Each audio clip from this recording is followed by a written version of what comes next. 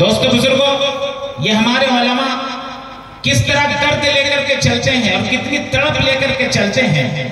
ہمیں دیکھو کہ اب تک ہم ہوش اپنے سنبھالے ہیں۔ ان علماء کو دیکھیے کہ ہمیں دیکھو کہ اب تک ہوش ہم اپنے سنبھالے ہیں۔ اگر تم اس جگہ ہوتے تو پاگل ہو گئے۔ ہمیں دیکھو کہ اب تک ہوش ہم اپنے سنبھالے ہیں، اگر تم اس جگہ ہوتے تو پاگل ہو گئے ہوتے۔ یہ علماء جو رات کو رات نہیں سمجھتے ہیں، دن کو دن نہیں سمجھتے ہیں، اور کس طرح علمی لائن سے اور تربیتی لائن سے پورے علاقے کے لیے کوشاں ہیں اور متفکر ہیں، جس کا اندازہ ہم اور آپ نہیں کر سکتے ہیں۔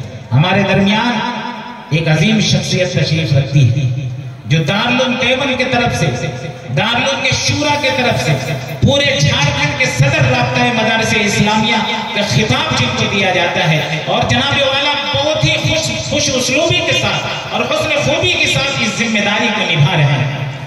آخر کچھ تو ہے اس ذات میں جنہوں نے مدارس کو 40 سال دیے ہیں، جنہوں نے مدرسہ اصلاح المسلمین سرکار ڈی کو 40 سال دیا ہے اور اس عروج تک پہنچایا ہے جس کی ہم تمنا کرتے تھے اور جس مقام تک لوگ پہنچ نہیں سکتے۔ ہمارے درمیان وہ شخصیت موجود ہے۔ کچھ تو ہے اس ذات میں کہ جن کے ادارے نے 4، 5، 6 سال کے قلیل مدت میں 163 حفاظ کرام کو تیار کر کے آپ کے سامنے پیش کیا ہے۔ کچھ تو ہے اس ذات میں جو جب پوری دنیا سوتی ہے تو وہ ذات تنہائی میں اٹھ کر اللہ کے سامنے روتی ہے۔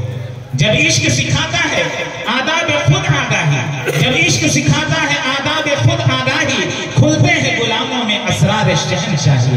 عطار ہو، رومی ہو، رازی ہو، غزالی ہو، کچھ ہاتھ نہیں آتا بے آہ سحرگاہی۔ میں بڑے ہی ادب و احترام کے ساتھ استاد محترم حضرت مولانا محمد اسحاق صاحب قاسمی محتمل مدرسہ اصلاح المسلمین سرکار لی صدر رابطہ مدارس اسلامیہ صوبہ جھارکھنڈ کو بڑے ہی ادب و احترام کے ساتھ آپ کے روبرو پیش کرتا ہوں، اس امید کے ساتھ جناب والا ہمارے انتظار کے مطابق اور ہمارے قلبی تمناؤں کے مطابق ہمیں علوم سے، تربیت سے اور اقتباسوں سے نوازیں گے۔ مائک پر استاد محترم حضرت مولانا محمد اسحاق صاحب۔